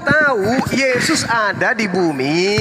Itu adalah entitas pengetahuan. Nah, sekarang Kecuali ketika Yesus menjadi manusia, dia menjadi hilang, nggak pernah nongol lagi ya. Jadi hilang kan dia ada, tapi nggak ada. Bahlul, saya tanya sama saudara Bahlul, Tuhan Anda yang 3 entitas ini, satu entitasnya menjadi Yesus kan? Iya. Nah, masih ada enggak entitas yang jadi sumber Yesus ini? Masih ada enggak? Kan saya bilang ada. Apa itu? Ya Yesus itu sendiri. Ya, Yesus itu sendiri. Yang saya tanya Bapak, bukan Yesus. Bapak dong, kan Yesus berkata aku dan Bapak adalah satu, ya tetap ada. Oke. Kalau Bapak dan Yesus adalah satu, pertanyaan saya kemudian, apakah masih ada Tuhan di luar Yesus? Tidak ada Tuhan di luar Yesus, ada Tuhan di dalam Yesus.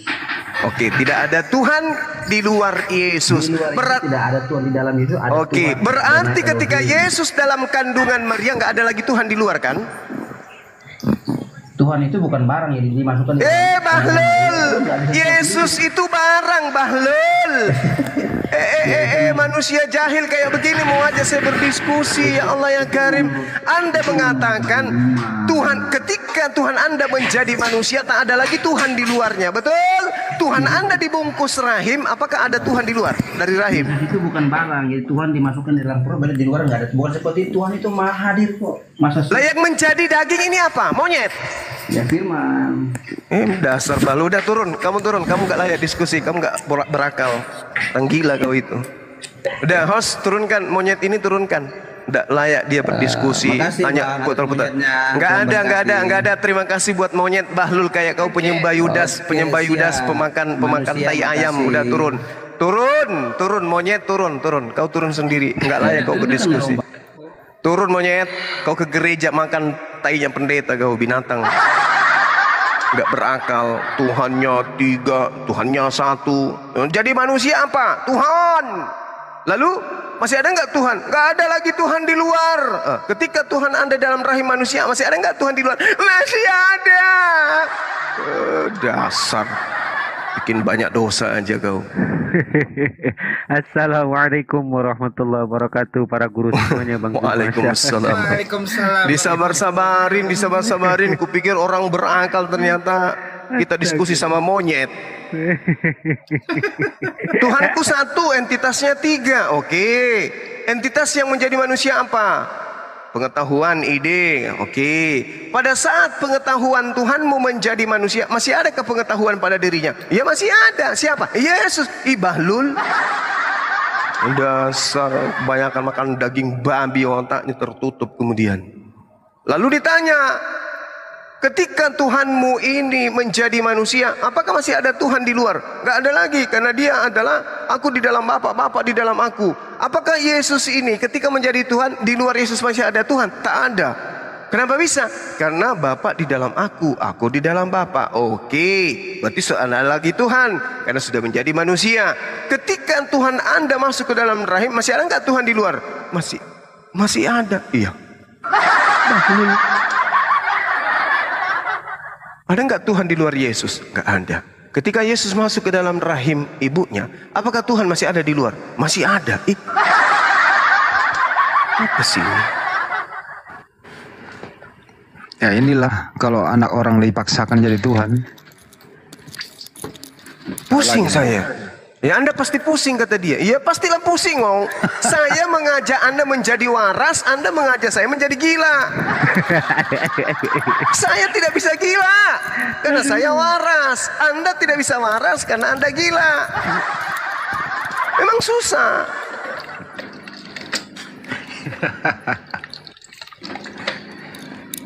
Tadi kayaknya ada pasien baru naik nih. Tuhan saya tunggal satu, tapi 3 entitas. Ini maksudnya apa ini ya Allah? Tuhannya satu, 3 pribadi. La haula wala quwata illa billah. Ketika Tuhan Anda yang satu, 3 pribadi, pribadinya salah satunya menjadi manusia. Nah, yang menjadi manusia ini apa? Logos katanya, bukan rema. Logos itu apa? Pengetahuan. Ketika Tuhan yang memiliki satu pribadi berupa pengetahuan menjadi manusia, apakah Tuhan masih punya pengetahuan? Katanya masih punya. Yang mana? Yesus. Selain Yesus, masih ada nggak? Masih ada katanya. Loh, berarti Tuhan Anda bukan 3 entitas. Ini kalau kepala robek, otak robek, meleleh kayak begini, ya itulah. Bentar, Obeleo, selamat pagi. Silakan, ada yang mau ditanyakan? Assalamualaikum. Oh, dari Muslim. Waalaikumsalam warahmatullahi wabarakatuh. Bang Rela dari Muslim. Ya, Muslim.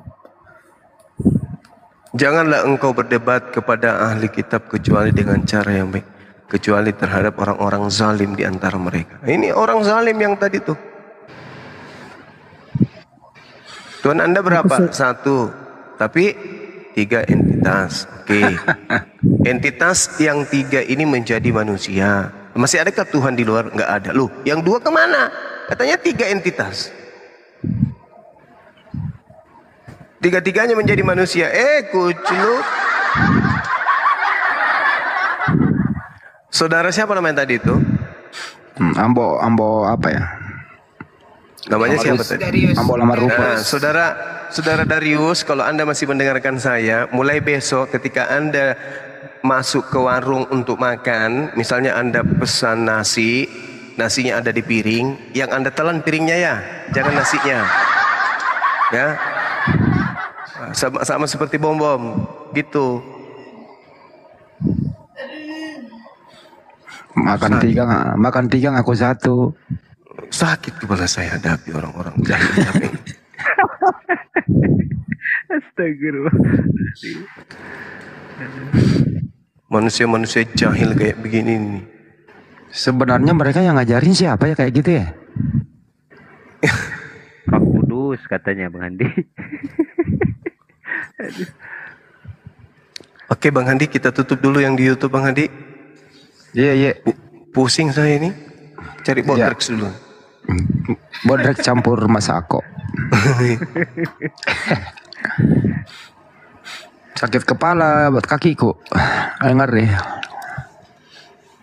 Coba, ada nggak orang yang sakit kepala kakinya? Ngaco dia, Bang Andi. Selamat pagi, Min Sitar nomor 1 Indonesia dari mana nih? Muslim atau Kristen? Yo, selamat pagi.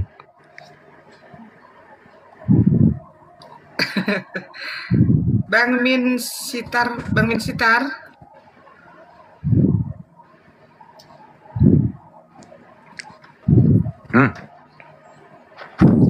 Grogi dia. Dia nggak berani lihat Bang Bima itu. Enggak, ini wejangan kepada orang-orang yang masih akalnya sehat ya. Bahwa yang pernah ada di dalam rahim manusia itu bukan Tuhan. Manusia itu. Karena belum pernah saya mendengarkan manusia itu mengandung tahu malah sampean.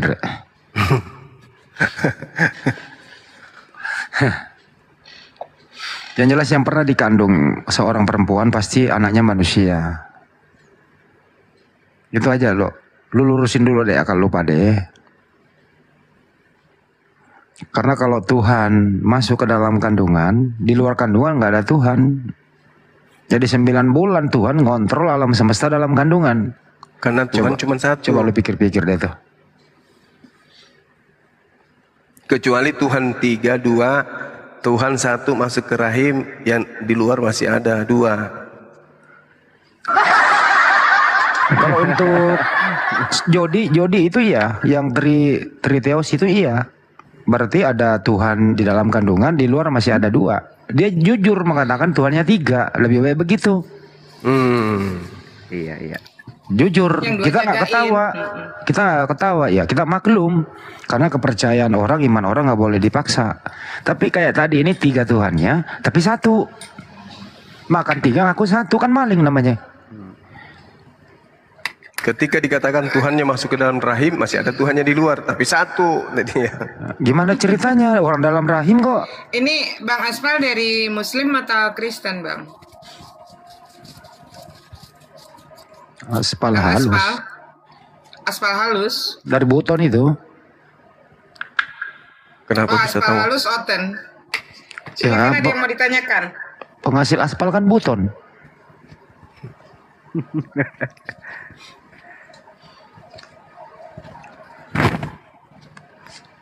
Pak Aspal, ayo bro.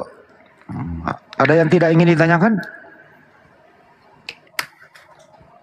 Gimana sih Umid ini naikin orang lagi sedang udah tidur dinaikin? Enggak, Kerjain, Nak.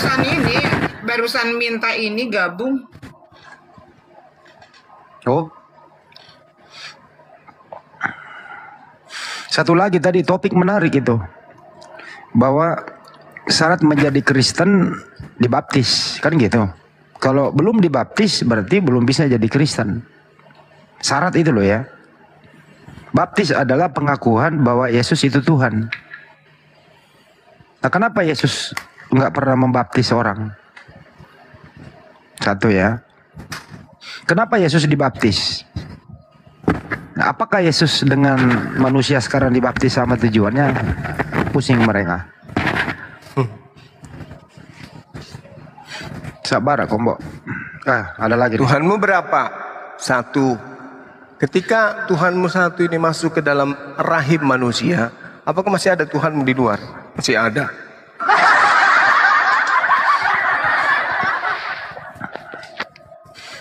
Ada Bapak di surga, Tuhan. Yesus itu dikandung Bunda Maria, itu firman Tuhan yang dikandung. Terus ditanya lagi, anaknya Maria firman atau manusia? Bingung. Bang Handi tuh ada mini start tuh, coba di ini Bang. Ya. Mini, Metro Mini. Selamat malam semua. Ini mumpung ada Ustadz Abu ya dan ada Bang Juma. Assalamualaikum. Sebelumnya mohon maaf banget saya Muslim naik. Ada yang mau saya tanyakan 3 menit saja. Ya baik, kita jawab. Jadi begini ya, pertanyaannya bagus. Enggak ini. Ini saya sebelumnya mohon maaf banget naik. Saya Muslim, mohon maaf banget naik. Ustadz Abu ya dan Ustadz Bang Juma, saya cuman mau bertanya. Kan saya muslim awam. Nah, kalau misalkan kondisi sekarang kan di Palestina itu memperhatinkan, dan kalau misalkan saya sholat maaf ya, ini misalkan saya sholat jenazah, namun di depan saya tidak ada jenazah, namun niat saya khusus untuk saudara itu, apakah diperbolehkan itu? Loh, sholat jenazahnya nggak ada. Sholat gaib maksudnya Ya, untuk sholat gaib. Palestina. Iya benar. Lanjut Bang Zuma, tafadhol. Silakan. Saya nanti nyambung lisan dari Bang Zuma saja. Lanjut Guru. Antum lah. Saya udah 5 jam saya tadi. Masya Allah. Pas endingnya ketemu dengan manusia tak berakal. Antum silakan. Begini, akhi, saudaraku ya, Bang Mini. Kalau yang namanya sholat jenazah itu, jenazahnya harus ada di depan kita. Itu namanya sholat jenazah.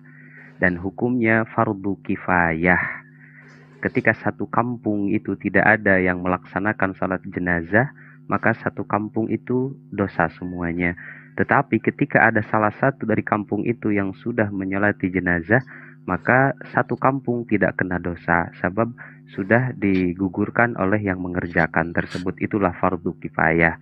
Nah, ketika jenazahnya tidak ada, maka namanya sholat goib.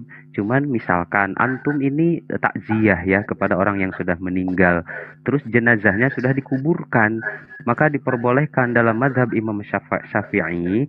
Imam Nawawi berkata di dalam kitab I'anatul Talibin dan kitab Bajuri, beliau Imam Nawawi itu termasuk mujtahid mazhabnya Imam Syafi'i. Itu tetap kita niatnya sholat jenazah, tetapi sholatnya kita menghadap ke kuburan karena memang mayitnya sudah dikubur. Ya, sama sholat jenazah itu seperti yang kita ketahui, dan sholat goib itu sama juga seperti sholat jenazah. Ya, 4 kali takbir, mungkin tidak usah dijelaskan karena semuanya sudah tahu. Jadi seperti itu, saudaraku ya, benar tadi kata Umi Mican, kalau sudah tidak ada jenazahnya, itu sholat goib namanya. Ya, lanjut. Wallahu ta'ala a'lamu bishawab. Sholat goib. Mohon maaf banget ya saya. Niatnya udah tahu nggak sholat goib? Insya Allah kan saya mau pelajari ini, kan saya muslim awam. Usalli ala mayit, usalli. Saya berniat mengerjakan sholat mayit. Nah, sebut namanya, mayitnya siapa? Misalnya si Bom. Tapi Bom ngoten nggak boleh. Ini ada yang mau saya sampaikan. Mumpung Bang Juma belum istirahat, kan kalau saya tiap hari, tiap malam sebelum tidur suka dengerin ini. Nah, kalau dengar bacaan Al-Quran atau murotal Bang Juma nih nyaman banget. Nah, sedikit request Bang Juma, mungkin ini mewakili ibu-ibu juga. Nanti di YouTube-nya bikin murotal tapi berbagai macam surat gitu. Tapi murotalnya khusus Bang Juma. Itu sih yang mau saya sampaikan. Masya Allah, memang multi talent Bang Juma ini ya, saudaraku. Ya, saya izin pamit dulu ya semuanya. Makasih banyak Ustadz Abuya, Bang Juma, Bang Andi dan semuanya. Assalamualaikum warahmatullahi wabarakatuh. Waalaikumsalam warahmatullahi wabarakatuh. Itu pelajari niatnya bro, jangan sampai salah niat ya. Kalau sholat goib itu, jenazahnya nggak ada, boleh 4 rakaat. Iya ya, 4 kali. 4 takbir, bukan 4 rakaat, sorry, 4 takbir. Ya, saudara saya juga di bawah, jangan lupa doakan terus saudara kita Palestina karena sama hari ini makin hari makin. Saya izin pamit dulu. Assalamualaikum warahmatullahi wabarakatuh. Waalaikumsalam warahmatullahi wabarakatuh.